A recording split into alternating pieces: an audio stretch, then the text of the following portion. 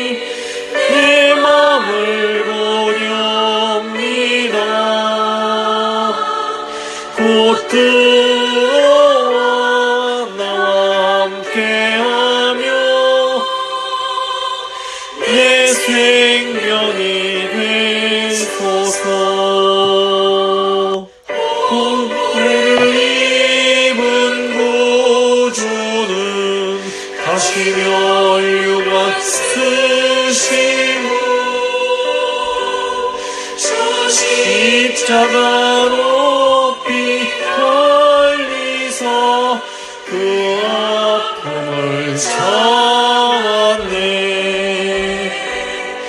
오 사랑의 예수님, 내 맘을 고뇽니다. 곧 들어와 나와 함께하며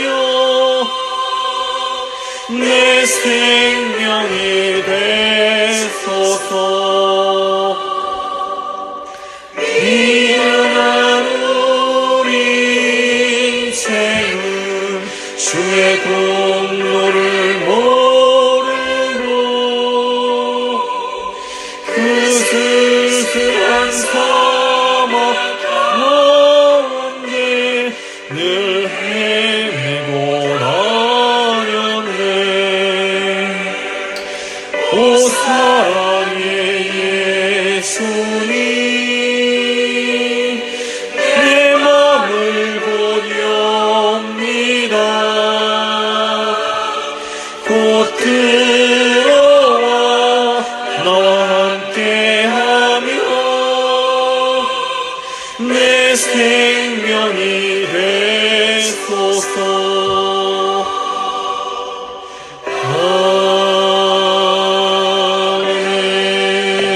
아멘. 기도하시겠습니다. 살아계신 하나님 아버지 감사합니다. 오늘도 저희를 하나님 그 은혜로 불러주사 하나님의 이 말씀의 자리로 나오게 하신 것 진심으로 감사드립니다. 하나님, 하나님의 백성은 하나님의 말씀으로 말미암아 살아갑니다. 하나님 말씀으로 힘을 얻고 하나님 말씀으로 위로를 받고 하나님 말씀으로 거룩해집니다. 주님, 이 시간 하나님 말씀 앞으로 나아가오니 주여 저희를 받아주시고 성령께서 저희 마음에 역사해 주사 말씀의 그 의미가 저희 마음 가운데 새겨지게 하시고 그 말씀으로 말미암아 저희가 새 힘을 얻고 또 삶의 방향을 발견할 수 있도록 주여 저희를 붙들어 주시옵소서. 아멘. 이 시간 저희와 함께 해주실 줄 믿고 감사드리며 귀하신 우리 구주 예수 그리스도의 이름으로 기도드립니다. 아멘. 아멘.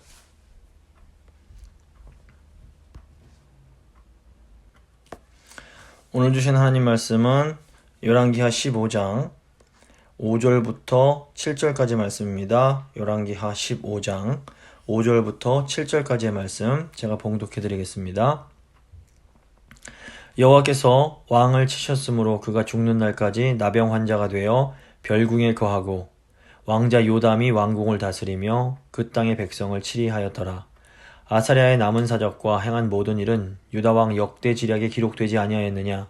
아사랴가 그의 조상들과 함께 잠에 다윗성에 그의 조상들과 함께 장사되고 그의 아들 요담이 대신하여 왕이 되니라. 아멘.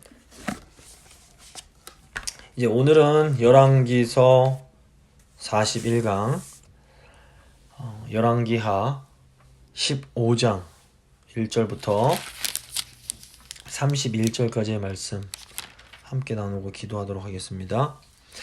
저희가 이제 열왕기서 계속해서 이 북이스라엘과 남유다의 왕들에 대한 내용을 함께 공부하고 있습니다.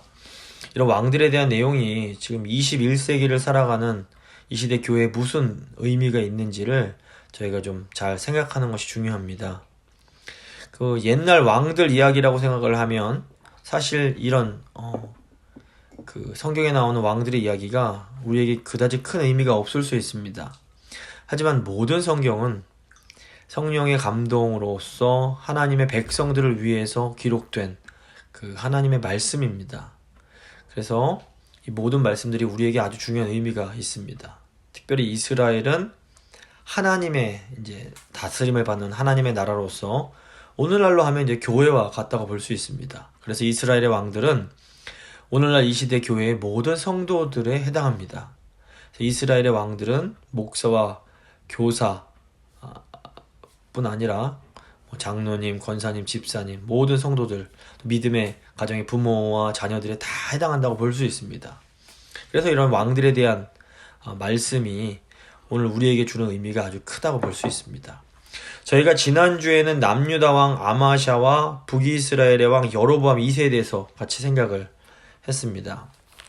남유다의 그 왕 아마샤의 죄는 산당을 제거하지 못한 것이었습니다. 그래서 아마샤는 이 하나님께서 주신 승리에 취해서 에돔에서 승리한 후에 그 에돔에서 우상을 가지고 와서 그것을 섬기고 결국 하나님께서 금하시는 이 북이스라엘과의 전쟁을 하다가 결국에는 이제 반역을 당해서 끔찍한 최후를 맞이하게 됩니다. 또 이 북이스라엘 왕 여로보암 2세 때에 하나님께서는 이스라엘의 많은 죄악에도 불구하고 북이스라엘의 평화 번영을 누리게 하십니다. 이 번영은 사실 전적인 하나님의 은혜였습니다. 그런데 문제가 뭔가 하면 이들이 하나님이 주신 은혜와 복을 자기들의 어떤 지혜, 자기들이 어떤 섬기는 우상 덕분이라고 착각을 하는 겁니다. 그래서 오늘은 이제 이 아마샤의 아들인 아사랴, 저희가 이제 우시아라고 알고 있는 이 남유다 왕과 여로보암 이후의 북이스라엘 왕들 몇 명을 한번 같이 생각을 해보도록 하겠습니다. 먼저 15장 1절부터 7절까지는 유다 왕 그 아사랴, 그 우시아에 대한 내용입니다. 1절과 2절 제가 읽겠습니다. 이스라엘 왕 여로보암 제27년에 유다 왕 아마샤의 아들 아사랴가 왕이 되니 그가 왕이 될 때의 나이가 16세라 예루살렘에서 52년간 다스리니라. 그의 어머니의 이름은 여골리아라. 예루살렘 사람이더라. 이스라엘 왕 여로보암 27년, 이때가 이제 주전 767년이라고 이제 해당이 되는데, 이때에 유다 왕 아마샤의 아들 아사랴, 즉 우시아가 왕위에 오르게 됩니다. 사실 이 아사랴는 이미 26년 전인 16세 때에 아버지 아마샤와 더불어 공동 통치를 시작을 했습니다. 오늘 본문에 52년간 통치를 했다는 것은 이 아버지와 함께 공동 통치를 했던 기간이 다 포함이 되는 기간입니다. 이 아사랴의 어머니 여골리아는 예루살렘 사람으로, 그 여골리아라는 이름의 뜻은 여호와는 능하시다라는 그런 의미가 있습니다. 이제 3절, 4절 말씀입니다. 아사랴가 그의 아버지 아마샤의 모든 행위대로 여호와 보시기에 정직히 행하였으나 오직 산당은 제거하지 아니하였으므로 백성이 여전히 그 산당에서 제사를 드리며 분향하였고. 이 아사랴, 즉 우시아는 이 아버지 아마샤의 모든 행위대로 여호와 보시기에 정직히 행했습니다. 그러니까 표면적으로 보기에는 신앙생활을 잘하는 그리스도인과 이제 같은 겁니다. 그런데 이 아사랴도 자기 아버지처럼 산당 제사를 폐하지 않아서 백성들이 산당에서 제사하고 이 분향하는 그 예배 타락이 지속이 되었던 겁니다. 그래서 겉보기에는 신앙생활을 잘 하는 것처럼 보이지만 그 아사랴의 내면에는 아직 제거되지 못한 이 산당의 죄가 남아 있었던 것입니다. 그래서 이제 이 아사랴, 즉 우시아 왕 때에 남유다가 블레셋을 비롯한 그런 이방 나라들과의 전쟁에서 이제 승리를 거두게 됩니다. 그래서 이 우시아가 그 북이스라엘의 여로보암 2세와 동시대를 살았던 사람입니다. 이전까지는 그 이스라엘 북쪽에 있는 나라, 아람이라고도 불리고 시리아라고도 불리는 이제 이 나라가 이제 강대했기 때문에 이 북이스라엘 왕국과 더 밑에 있는 남유다 왕국을 이렇게 쳐들어와서 괴롭히곤 했습니다. 근데 이제 이 여로보암 2세와 우시아가 통치할 때쯤에 저기 이제 그 동쪽에 있는 아수르가 이 이스라엘 북쪽 아람을 공격하기 시작했습니다. 그래서 아람이 이 강대국 아수르와 맞서 이제 싸우는데 정신이 없다 보니까 북이스라엘과 남유다의 신경을 쓸 수가 없게 되면서 어떻게 보면 권력에 좀 힘의 공백기가 오게 됩니다. 이때 북이스라엘 여로보암 2세와 남유다의 이제 우시아가 이전에 자신들이 가지고 있던 그런 영토 가운데 일부를 회복할 수가 있게 되었던 겁니다. 그러니까 표면적으로 보면 나라가 이렇게 좀 예전에 비해서는 많이 회복되는 그런 시기였던 겁니다. 그래서 여로보암 2세의 경우에는 요단강 동편에 있는 그 길르앗의 상당 부분을 다시 회복할 수 있었고, 또 아람에게 빼앗겼던 많은 지역을 다시 이제 되찾게 됩니다. 또 이 우시아, 아사랴의 경우에도 그 홍해 맨 그 북쪽 끝부분에 있는 엘랏이란 지방을 다시 이제 되찾게 되고, 이게 왜 중요한가 하면 무역을 하려면 이제 배를 띄워야 했기 때문에 이 지역을 다시 이제 되찾을 수가 있었고, 또 이 서쪽에 있는 블레셋 지역의 몇 성읍을 다시 이렇게 회복하고, 또 이 동쪽에 있는 에돔 남쪽의 아라비아 사람들과 마온 사람들, 그러니까 그 남동쪽에 있는 이 지역도 이렇게 또 차지를 하게 됩니다. 근데 이제 이렇게 여로보암 2세 때에 북이스라엘이 이렇게 강해지면서 영토가 확장되고, 또 우시아 시대에 남유다가 강해진 것은 사실은 저쪽엔 하나님의 은혜였습니다. 근데 이 내면의 산당의 죄를 제거하지 못했던 우시아는 이렇게 하나님의 은혜와 복을 받으면서 이게 교만해지게 됩니다. 그리고 이제 하나님의 복이 임하니까 이게 그냥 자기 마음 깊은 곳에 숨어있던 교만이 이렇게 자라나면서 결국 죄악된 행동으로 이제 나타나게 되는 겁니다. 그래서 역대기를 보시면 이 우시아가 제사장을 대신해서 성전에 들어가서 향단의 분향을 하려고 하게 됩니다. 역대하 26장 16절부터 19절입니다. 즉 우시아가 강성하여짐에 그의 마음이 교만하여 악을 행하여 그의 하나님 여호와께 범죄하되 곧 여호와의 성전에 들어가서 향단에 분향하려 한지라.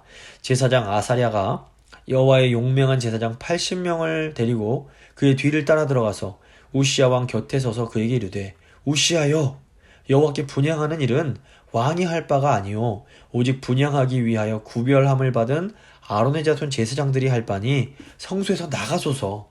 왕이 범죄하였으니 하나님 여호와에게서 영광을 얻지 못하리이다. 우시아가 손으로 향로를 잡고 분향하려 하다가 화를 내니 그가 제사장에게 화를 낼 때에 여호와의 전 안 향단 곁 제사장들 앞에서 그의 이마에 나병이 생긴지라. 그러니까 성전에 있는 향단에 분향하는 것은 오직 그 제사장, 그 중에서도 아론의 후손들만이 할 수 있는 그런 일이었습니다. 하나님께서 그렇게 이제 율법에 정해 두셨습니다. 그러므로 이제 그 성전 안에 있는 향단에 자기가 향을 분향하려고 하는 이런 행동은 율법을 어기는 행동이었던 겁니다. 그래서 이제 저희가 이제 좀 아까 읽었지만 제사장들이 이거 안 된다고 하면서 우시아 왕을 말리려고 하니까 우시아가 향단 곁에서 화를 냅니다. 죄를 짓는 것을 막아주려는 제사장에게 자기가 하고 싶은 대로 못하게 한다고 이렇게 버럭 화를 냈던 것입니다. 그래서 교만해지면 자신이 죄를 짓지 말도록 막아주는 사람에게 감사하지 못하고 도리어 화를 내게 됩니다. 그래서 예배란 것이 본래 겸손하게 하나님의 뜻에 나의 뜻을 굴복시키는 행위입니다. 그런데 우시아는 교만에 사로잡혀서 예배를 통해서 자기 뜻을 이루려고 하는 겁니다. 근데 이것이 하나님 보시기에는 아주 지극히 가증하고 악한 일이었습니다. 결국 하나님은 구약에서 부정한 것으로 여겨지는 이 나병에 걸리게 하심으로 이 우시아의 마음과 행실의 부정함을 이렇게 나타내시고 이제 벌을 주시게 됩니다. 겉보기에 우시아는 굉장히 신앙이 좋은 사람이었습니다. 그래서 우시아가 죽었을 때 이새야가 크게 낙심을 합니다. 하지만 그 내면에 보면 아직 산당의 죄가 제거되지 못한 겁니다. 그래서 하나님의 은혜와 복을 주실 때에 그 안에 있던 것이 이제 교만으로 확 이렇게 자라나게 되는 겁니다. 사람들이 상황이 어려워지면 겸손하게 하나님을 섬기는 것처럼 보입니다. 그런데 하나님의 은혜로 상황이 좋아지고 나면 내가 언제 그랬냐는 듯이 자기가 뭐라도 됐냐 아주 기구만장해지는 경우가 많습니다. 이게 왜 그런가 하면 그 마음에 그 산당의 죄를 아직 완전히 제거하지 못했기 때문에 이제 그런 겁니다. 그래서 이 마음의 산당을 제거하는 것이 하나님을 예배함에 있어서 참 중요합니다. 5절부터 7절입니다. 여호와께서 왕을 치셨으므로 그가 죽는 날까지 나병 환자가 되어 별궁에 거하고 왕자 요담이 왕궁을 다스리며 그 땅의 백성을 치리하였더라. 아사랴의 남은 사적과 행한 모든 일은 유다왕 역대 지략에 기록되지 아니하였느냐. 아사랴가 그의 조상들과 함께 잠해 다윗성에 그의 조상들과 함께 장사되고 그의 아들 요담이 대신하여 왕이 되니라. 결국 이 아사랴 우시아 왕은 죽을 때까지 별궁에서 지내야만 했고 이렇게 분리돼서 나병은 이제 그 부정한 병으로 취급받았기 때문에 이제 분리되어서 지내면서 이제 그의 아들 요담이 대신해서 나라를 다스리게 됩니다. 이 나병이 인간적인 차원에서 보면 재앙이요, 심판이요, 징벌이었습니다. 그런데 어떤 의미에서 보면 이제 우시아에게 더 이상 자고하지 못하게 하는 일종의 영적인 가시요, 보호막이 되었을 수도 있습니다. 그래서 야곱이 약복강가에서 환도뼈가 부러진 후에 겸손한 이스라엘로 이렇게 변화된 것처럼 우시아도 나병을 얻은 후에 더 겸손하게 하나님을 섬겼을 가능성이 이제 있는 겁니다. 이 땅에서 잠시 고통을 받으면서 겸손하게 살다가 영원한 하나님 나라에서 영광을 누리는 것이 이 땅에서 정말 교만하게 잠시 영광을 누리다가 영원히 고통받는 것보다 훨씬 복된 일입니다. 물론 이 땅에서 겸손하게 하나님을 섬김으로 하나님의 복을 받을 수 있다면 그건 뭐 더할 나위 없이 좋은 일일 것입니다. 근데 이렇게 이런 은혜를 누릴 수 있는 사람이 그렇게 많지 않습니다. 그래서 우리가 이 마음속에 있는 이 작은 죄, 산당의 죄를 제거하는 일이 그래서 너무 중요합니다. 그래서 내가 하나님 앞에서 얼마나 부족한 자인지를 알고 미리 말씀 앞에 머리를 숙여야 됩니다. 하나님 앞에 고개를 푹 숙이고 무릎을 꿇는 삶이야말로 사실은 가장 지혜롭고 이 땅에서 형통을 누리며 살 수 있는 비결입니다. 아멘. 이제 15장 8절부터 31절까지는 여로보암 2세 이후의 이스라엘 왕들에 대한 내용입니다.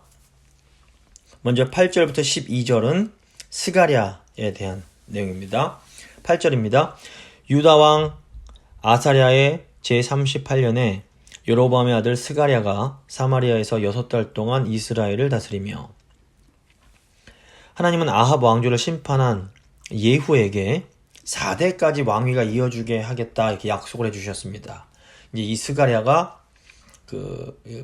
여로보암 2세의 아들로서 예후 왕조의 이제 마지막 왕 4대째 왕이 됩니다.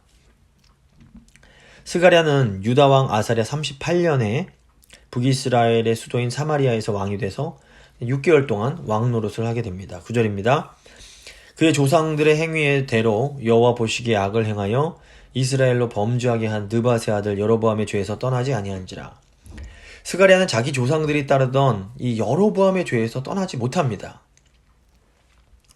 여로보암의 죄는 자기의 그 욕심, 그 왕이 되고자 하는 그 욕심을 하나님보다 앞에 두는 그런 죄를 상징합니다. 그래서 인간의 가장 흔한 그 죄가 내 욕심, 내 욕망을 하나님보다 더 앞에 두는 겁니다. 그래서 야고보 사도는 욕심이 잉태한즉 죄를 낳고 죄가 장성한즉 사망을 낳는다라고 가르칩니다. 그래서 이 스가랴 왕은 모두 그냥 보통 인간처럼 욕심을 따라서 사는 인생이 결국 어떻게 되는지를 그냥 보여주는 전형적인 예라고 볼 수 있습니다. 10절부터 12절입니다. 야베스의 아들 살룸이 그를 반역하여 백성 앞에서 쳐 죽이고 대신하여 왕이 되니라. 스가랴의 남은 사적은 이스라엘 왕 역대 지략에 기록되니라. 여호와께서 예후에게 말씀하여 이르시기를 네 자손이 4대 동안 이스라엘 왕위에 있으리라 하신 그 말씀대로 과연 그렇게 되니라. 스가랴는 결국 야베스의 아들 살룸에게 반역을 당해서 6달의 짧은 통치를 끝내고 죽게 됩니다. 이스라엘의 왕으로 태어났지만 자기 욕심대로 살다가 아무것도 남기지 못한 채 비참한 죽임을 이제 당하게 된 겁니다.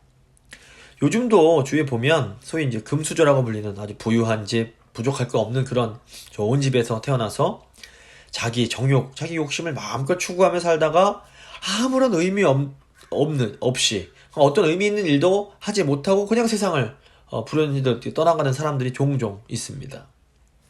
그래서 이 땅에 태어나서 하나님께서 주신 사명을 발견하는 것이 이게 복입니다. 아멘. 그리고 그 사명을 따라서 살아갈 수 있다는 것이 엄청난 은혜입니다. 아멘. 이제 13절 16절은 스가랴를 죽이고 이제 왕이 된 살룸에 대한 내용입니다. 13절 10부터 15절입니다. 유다 왕 우시야 제39년에 야베스의 아들 살룸이 사마리아에서 왕이 되어 한 달 동안 다스리니라. 가디 아들 무나헴이 디르사에서부터 사마리아로 올라가서 야베스의 아들 살룸을 거기에서 쳐 죽이고 대신하여 왕이 되니라. 살룸의 남은 사적과 그가 반역한 일은 이스라엘 왕 역대 지략에 기록되니라. 이 살룸은 북이스라엘 그 왕국 역사상 그 일주일 동안 통치했던 시므리 다음으로 가장 짧은 단 한 달간의 기간을 다스렸던 왕입니다. 이 살룸은 우시야 39년 주전 752년인데 이때 그 왕위를 찬탈하고 이 사마리아에서 겨우 딱 한 달 동안만 왕 노릇을 하게 됩니다. 지금 이 본문은 살룸에 대한 그 내용을 다루는 본문인데 살룸에 대한 평가는 별로 나오지 않고 반면 이 살룸을 죽인 무나헴의 반역에 대해서만 이제 좀 설명을 자세히 하고 있습니다. 결국 이 살룸이 한 일이라고는 순간적인 욕심에 왕을 죽이고 잠시 그 왕의 자리에 앉아봤던 것이 전부인 겁니다. 그래서 이 세상에서도 보면 전혀 영향도 되지 않으면서 욕심 때문에 일을 벌이고 결국에는 더 세고 잔인한 사람에 의해서 밀려나 버리는 그런 일들이 종종 있게 됩니다. 이 세상 나라의 원리는 철저하게 약육강식, 강자 독식입니다. 승자 독식. 더 강한 자가 결국 살아남을 수밖에 이제 없게 되어 있는 것이 이 세상의 원리인 겁니다. 그래서 이 세상에서 생존하려면 약자를 짓밟고 다른 강자들과 경쟁해서 이겨야만 합니다. 그런데 이 세상에서 작동하는 또 다른 하나의 원리가 있는데 이게 하나님 나라의 원리입니다. 예수님께서 이제 이 땅에 오시면서 가져오신 원리인데 하나님 성경에 들어있는 그 원리인데 이 하나님의 나라의 원리는 뭐냐면 강한 자일수록 겸손하게 약자를 섬깁니다. 약자도 강자를 미워하지 않고 사이좋게 지냅니다. 그래서 사자와 어린 양이 함께 손잡고 지낼 수 있는 그 나라가 하나님의 나라인 겁니다. 아멘. 그래서 야고보 사도가 낮은 자는 높음을 자랑하고 강한 자는 낮아짐을 자랑하라고 권고하는 것이 이제 이 하나님 나라의 원리를 얘기하는 겁니다. 그래서 하나님 나라 이스라엘의 왕은 이 원리를 구현해야 되는 사람입니다. 그래서 권력의 자리에 있지만 겸손하게 약한 자들을 잘 섬기는 것이 왕의 책임이요 사명인 겁니다. 백성들 위해 군림하면서 힘으로 다스리려고 하는 것은 우상을 섬기는 세상 나라의 왕들이 따르는 그런 원리입니다. 근데 이스라엘 왕, 하나님 나라의 왕이 이런 세상 나라의 그 왕들을 따라하는 것이 빨리 멸망할 수 있는 이제 지름길인 겁니다. 근데 인간이 참으로 연약해서 이 권력의 자리, 힘의 자리에 올라가고 나면 이 중요한 영적 원리, 하나님 나라의 원리를 망각하고 즉시 교만해지게 되는 겁니다. 그리고 교만해지면 결국 세상 원리에 따라서 더 강하고 더 악한 자에 의해서 비참한 최후를 맞게 되는 겁니다. 그래서 우리 그리스도인 성도들이 사는 길은 세상 원리대로 사는 것이 아니라 철저하게 예수님께서 가신 그 사랑의 원리, 하나님 나라의 원리를 따라가면서 사는 겁니다. 16절 보시면 그때 무나헴이 디르사에 와서 딥사와 그 가운데 있는 모든 사람과 그 사방을 쳤으니 이는 그들이 성문을 열지 아니하였음이라. 그러므로 그들이 그곳을 치고 그 가운데 아이벤 부녀를 갈랐더라. 이 살룸을 이제 죽인 무나헴이란 사람은 이제 딥사 사람들과 그 주변 사람들을 다 죽이고 심지어 아이벤 그 부녀를 배를 갈랐다고 이제 돼 있습니다. 이 무나헴이 이렇게 끔찍하고 잔인한 일을 행한 것은 딥사 사람들이 성문을 열어주지 않았기 때문인데 이제 이것은 이 무나헴을 그 사람들이 왕으로 인정하지 않으려고 했음을 의미합니다. 이렇게 세상적인 원리로 살아가는 사람은 자기의 뜻을 이루기 위해서 어떤 잔인한 일, 비정한 일도 서슴지 않고 합니다. 이렇게 세상적인 원리를 따르는 사람이 이제 이스라엘의 왕이 되었다는 것 자체가 이 이스라엘의 심판이 시작되었음을 이제 암시한다고 볼 수 있습니다. 17절부터 22절이면 22절은 이제 무나헴에 대한 얘기가 계속됩니다. 17절입니다. 유다 왕 아사랴 제39년에 가디 아들 무나헴이 이스라엘 왕이 되어 사마리아에서 10년간 다스리며 이 무나헴은 우시야 39년 그러니까 주전 752년에 왕 위에 올라서 10년 정도 나라를 다스립니다. 18절 보시면 여호와 보시기에 악을 행하여 이스라엘로 범죄하게 한 느밧의 아들 여로보암의 죄에서 평생 떠나지 아니하였더라. 여기 또 평생이란 이제 단어가 중요합니다. 이 무나헴이 여로보암의 죄에서 평생 떠나지 않았다라는 것은 이 무나헴이 자신의 권력을 보존하기 위해서 세상적인 방법을 사용하면서 수단과 방법을 가리지 않았음을 의미합니다. 원래 이렇게 힘의 원리, 세상적인 원리를 따르는 사람일수록 자기보다 더 약한 사람에게는 아주 잔인하게 굴고 압제하면서도 자기가 생존하기 위해서라면 자기보다 힘센 사람이 나타나면 그 앞에서 아주 비굴하게 행동을 하게 됩니다. 19절 20절입니다.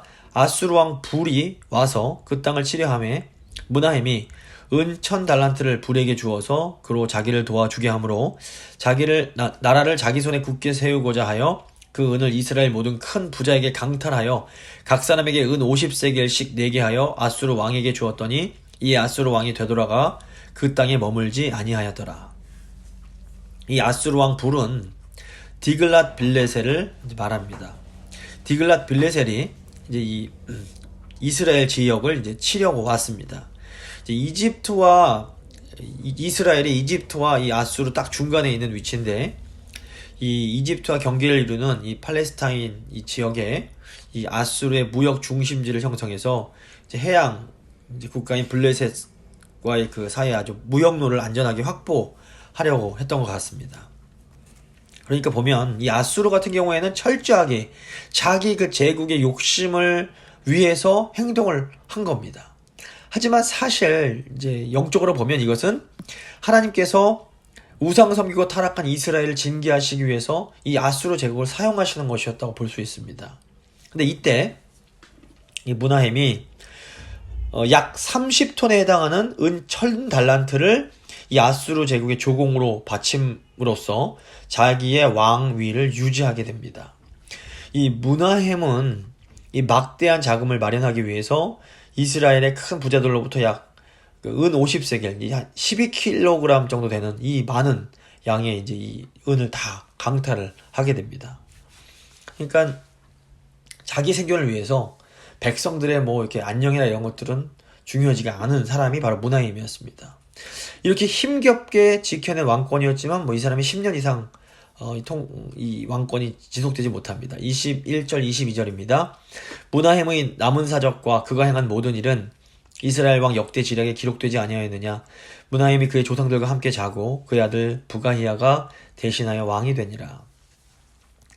문하햄은 인간적인 방법으로 자신의 자리와 자신이 소유한 것을 지키고자 하는 그런 이 세상적 가치관을 가진 사람을 대표합니다. 그래서 이렇게 자기가 원하는 것은 수단과 방법을 가리지 않고 이제 차지하려는 사람이었지만 이 문하햄의 삶이 결코 평안했다고 볼 수 없습니다. 근데 만약에 이 문하햄이 이런 아수르 왕과 같은 이방 왕이 아니라 하나님께 충성을 바쳤다면 얘기는 또 완전히 달라졌을 겁니다. 그래서 예수님은 이런 세상적인 가치관에서 지쳐서 허덕이고 있는 사람들을 향해서 수고하고 무거운 짐진 자들아 다 내게로 오라 내가 너희를 쉬게 하리라 이렇게 말씀해 주십니다. 그러니까 우리가 이 세상적인 힘의 원리, 이런 경쟁, 약육강식의 원리를 속에서 인간적인 방법으로 막 어떻게 생존하려고 아둥바둥 되려는 이런 인간적인 방법들을 내려놓고 겸손하게 예수님 앞으로 나아올 때에 우리는 예수님께서 주시는 참된 평안과 안식을 누릴 수가 있게 됩니다. 그리고 예수님의 인도를 받아서 우리의 삶을 정말 하나님이 주시는 그런 능력 가운데, 그 은혜 가운데 살아갈 수가 있게 되는 겁니다. 이제 23절부터 26절 이제 문하임의 아들 부가히야에 대한 내용입니다. 23절입니다. 유다의 왕 아사랴 제50년에 문하햄의 아들 부가히야가 사마리아에서 이스라엘의 왕이 되어 2년간 다스리며 부가히야는 문하햄의 아들로 그러니까 유다 왕 오시아 제50년 주전 742년에 사마리아에서 왕이 돼서 2년간을 통치하게 됩니다. 24절 보시면 여호와께서 보시기에 악을 행하여 이스라엘로 범죄하게 한 느밧의 아들 여로보암의 죄에서 떠나지 아니한지라. 인간의 한계는 인간 스스로는 절대로 하나님 앞에 나아갈 수 없다는 겁니다. 그러니까 부가히야가 그 선왕들이 여호와 하나님을 떠나서 그렇게 큰 고통을 당하고 비참한 최후를 맞는 것을 다 보았으면서도 이 부가히야는 하나님을 찾을 생각을 하지 못합니다. 그래서 고난을 받는다고 다 하나님께 돌아서는 것은 결코 아닙니다. 하나님을 모르는 사람이라고 해도 고난이 찾아오면 잠시 겸손해질 수 있습니다. 하지만 이런 사람은 고난이 지나가고 나면 또다시 작아졌던 교만이 커지고 예전처럼 똑같이 교만하게 행동을 하게 됩니다. 그래서 우리가 이제 환경이 사람의 마음을 바꿀 수 없다는 것을 좀 잘 기억할 필요가 있습니다. 그래서 환경은 잠시 사람을 겸손하게 만들 수는 있습니다. 하지만 결국 사람의 마음이 변화되는 것은 전적인 하나님의 영역이라고 할 수 있습니다. 아멘. 그래서 사람은 오직 하나님의 말씀으로만 변화될 수 있습니다. 아멘. 하나님께서 우리를 불러주실 때에만 우리가 성령으로 변화되어서 거듭나서 그런 새로운 마음을 갖는 그런 새 사람이 될 수가 있는 겁니다. 그래서 지금 우리가 이렇게 하나님 말씀을 경청하며 하나님 말씀에 순종하려고 하는 이런 정말 하나님 예수님을 따르는 사람이 된 것이 기적 중에 기적이고 은혜 중에 은혜라는 것을 저희가 잊어서는 안 됩니다. 예수 믿는 집에 태어났다고 해서 다 구원받는 게 아닙니다.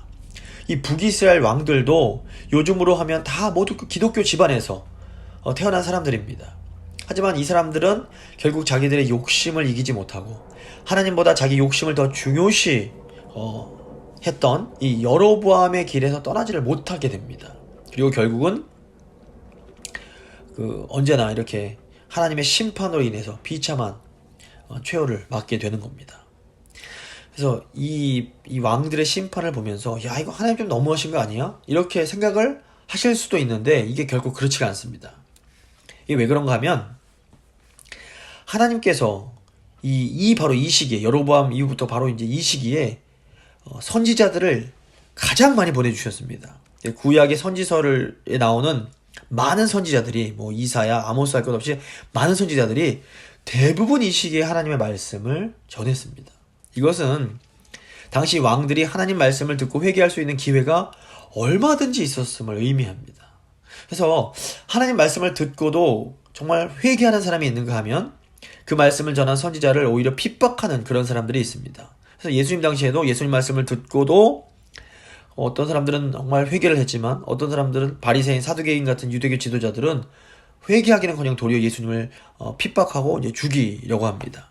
그러니까 우리가 지금 예수님 믿고 마음의 변화받아서 하나님 말씀 듣고 그 말씀대로 살고자 애쓰는 것, 이것이 정말로 이제 하나님께서 우리를 불러주시기 때문에 가능한 일이고 하나님이 주권적으로 우리를 구원해 주셨기에 가능한 일인 겁니다.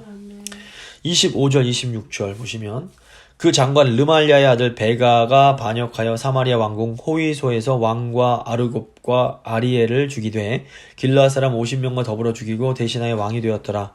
부가히아의 남은 사적과 그가 행한 모든 일은 이스라엘 왕 역대지략에 기록되니라. 부가히아는 결국 이제 자신의 고위 관리인 베가라는 사람에게 반역을 당해서 죽게 됩니다.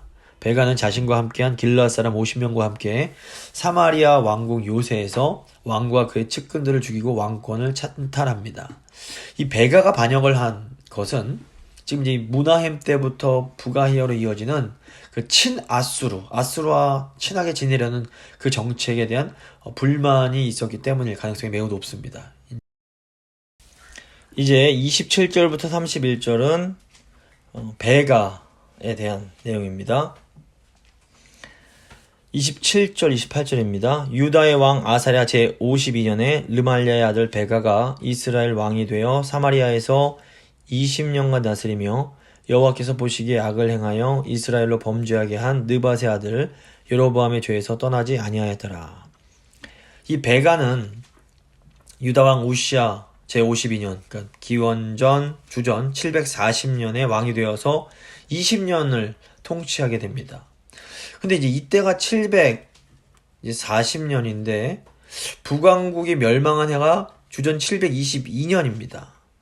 그래서 베가 이후에 더군다나 이 베가 이후에 호세아라는 왕이 마지막으로 9년 동안 나라를 더 통치하기 때문에 이 기간이 좀 이상해 보입니다. 20년간 통치하면 주전 720년까지 가야 되는데 이게 좀 이상해집니다. 이 힌트가 어디서 나오냐면 25절을 보면 길르앗 사람들이 베가가 반역하는 것을 돕게 되는데 이것을 보면 이 베가가 스가랴와 살룸이 차례대로 반역을 당하던 이 혼란기 때에 이미 길르앗 지역을 통치하고 있었던 것으로 보입니다. 그래서 이 길르앗, 요단 동편 지역인 길르앗이 이 반아수르 정책을 펴는 이 아람에 굉장히 큰 영향을 받고 있었는데 이 아람이 반아수르적 성향을 갖고 있는 이 베가를 지지했던 것으로 보여집니다.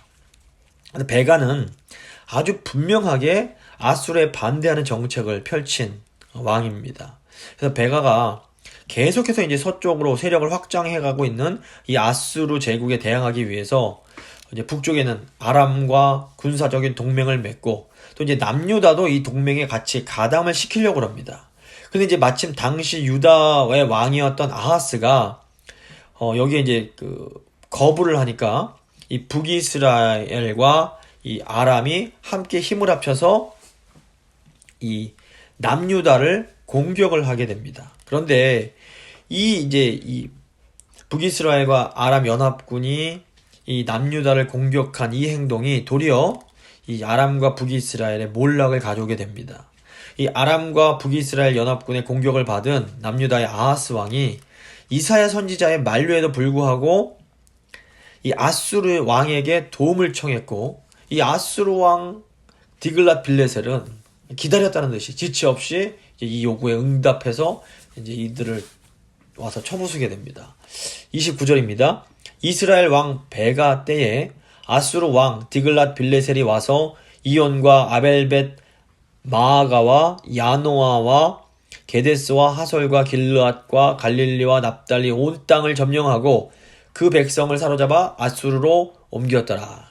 아수르의 왕이자 정복자였던 이 디글랏 빌레셀이 자기를 반대하는 이 반역에 가담한 나라들을 아주 무자비하게 응징해버립니다. 이때 이제 이 북쪽에 있던 아람, 요즘에 이제 시리아라고 부르는 이 지역은 완전히 아수르에게 멸망을 당하고 북이스라엘의 많은 영토들이 아수르의 수중에 들어가게 되고 또 많은 북이스라엘 백성들이 아수르의 포로로 사로잡혀 가게 되는 겁니다. 30절 31절입니다. 우시아의 아들 요담 제20년에 엘라의 아들 호세아가 반역하여 르말랴의 아들 베가를 쳐서 죽이고 대신하여 왕이 되니라. 베가의 남은 사적과 그가 행한 모든 일은 이스라엘 왕 역대 지략에 기록되니라. 그러니까 이 전쟁, 이 아람과 연합해서 남유다를 치려고 했던 이 전쟁의 가장 큰 피해자는 베가 왕 자신이었습니다. 이 베가는 이 패전의 여파로 엘라의 아들 호세아에게 반역을 당해서 20년간의 통치를 끝내게 됩니다. 그러니까 아수르 왕 디글랏 빌레셀이 이제 남긴 비문이 아직도 이제 남겨져 있는데, 이 비문을 보면 이 북이스라엘의 마지막 왕인 호세아를 그 왕위에 앉힌 것이 그 아수르 왕 디글랏 빌레셀이었다, 이런 내용이 나옵니다. 아마도 이 디글랏 빌레셀은 이 호세아가 자신에게 반역을 일으킨 베가를 죽인 그 공을 높이 평가해서 이제 그를 북이스라엘 왕으로 이렇게 세워 주었던 것 같습니다. 그래서 국제적이고 어떤 정치적인 상황으로 보면 이 베가가 멸망한 것은 그가 잘못된 선택을 했기 때문에 그렇습니다. 하지만 오늘 28절 말씀을 보면 이 베가의 비극적 운명은 결국 그가 여로보암의 길로 행했던 그 범죄 때문에 그렇습니다. 하나님보다 자기의 어떤 권력, 자기의 왕권을 더 소중히 생각하는 그런 어리석은 우상 숭배를 길을 갔던 겁니다. 그래서 베가가 남겨둔 이 사적은 여호와 하나님을 떠나서 시도하는 모든 인간적인 노력들이 자기 자신은 물론 백성들과 나라 전체에 큰 재앙을 가져오게 된다는 것을 우리에게 분명히 알려줍니다. 이게 오늘 교회도 마찬가지입니다. 그래서 저희가 살 수 있는 방법은 세상 사람들이 하는 방법을 부러워하면서 따라가는 것이 아니라 성경이 가르치고 있는 방법, 예수님께서 우리에게 가르쳐 주시고 보여주신 그 방법대로 겸손하게 따라가는 겁니다. 그게 세상 사람들이 볼 때는 답답해 보일지 모르고 고리타분해 보일지 모르지만 사실은 그 길이 생명의 길이고 그 길이 우리가 형통할 수 있는 아주 정말 복된 길이고 유일한 길입니다. 아멘. 이 길을 우리가 이제 가야 되는 겁니다. 말씀 마무리 짓겠습니다. 하나님 나라의 왕은 하나님의 백성들을 대표합니다. 그래서 인간적인 방법으로 아무리 왕들이 노력해봐야 하나님을 떠나면 절대로 하나님께서 주시는 진정한 복과 형통을 누리지 못합니다. 그래서 하나님 백성이 살 수 있고 형통할 수 있는 길은 내면에 숨겨진 이 죄를 상징하는 산당을 제거하고 또 자기 욕심을 하나님보다 앞세웠던 이 여로보암 왕의 그 악한 길에서 떠나는 겁니다. 그래서 이제 한번 우리 성령께서 산당과 같은 우리 마음속에 저 깊이 숨어있는 이런 교만과 악한 죄를 제거해 주시고 또 우리가 우리 욕심을 하나님보다 앞세우는 이런 어리석은 이 우상숭배의 길에서 돌이킬 수 있도록 하나님 앞에 한번 간절히 같이 기도하도록 하겠습니다. 기도하시겠습니다. 아버지.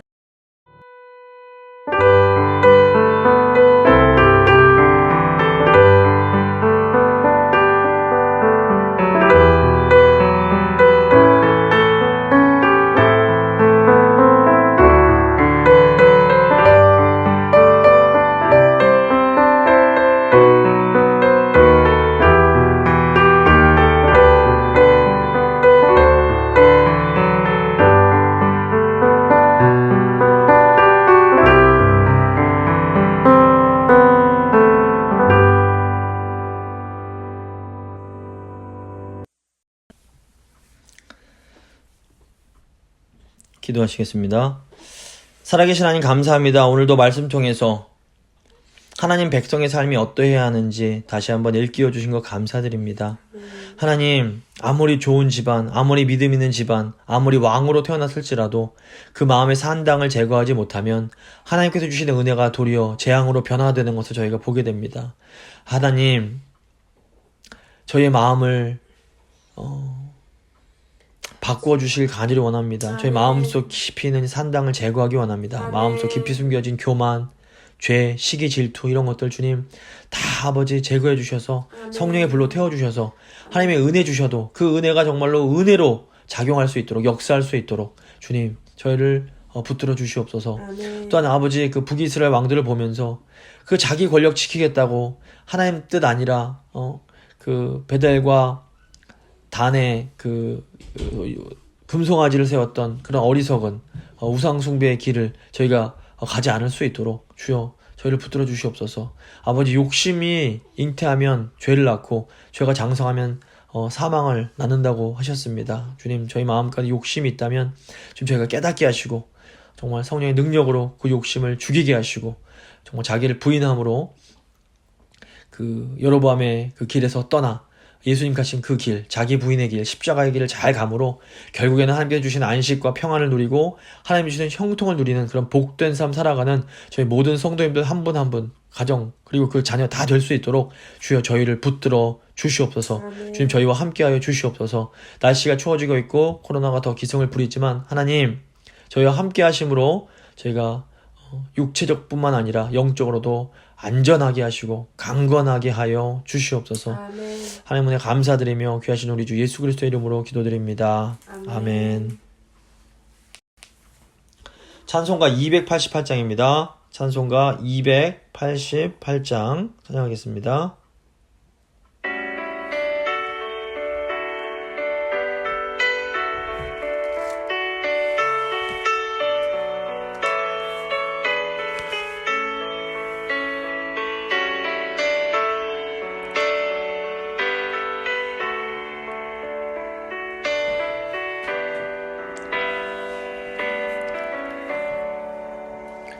예수를 나의 구주 삼고 성령과 피로써 거듭나니 이 세상에서 내 영혼이 하늘의 영광 누리도다. 이것이 나의 간증이요 이것이 나의 찬송일세. 나 사는 동안 끊임없이 구주를 찬송하리로다. 온전히 주께 맡긴 내 영 사랑의 음성을 듣는 중에 천사들 왕래하는 것과 하늘의 영광 보리로다. 이것이 나의 간증이요 이것이 나의 찬송일세. 나 사는 동안 끊임없이 구주를 찬송하리로다. 주 안의 기쁨 누림으로 마음의 풍랑이 잔잔하니 세상과 나는 간 곳 없고 구속한 주만 보이도다. 이것이 나의 간증이요 이것이 나의 찬송일세. 나 사는 동안 끊임없이 구주를 찬송하리로다.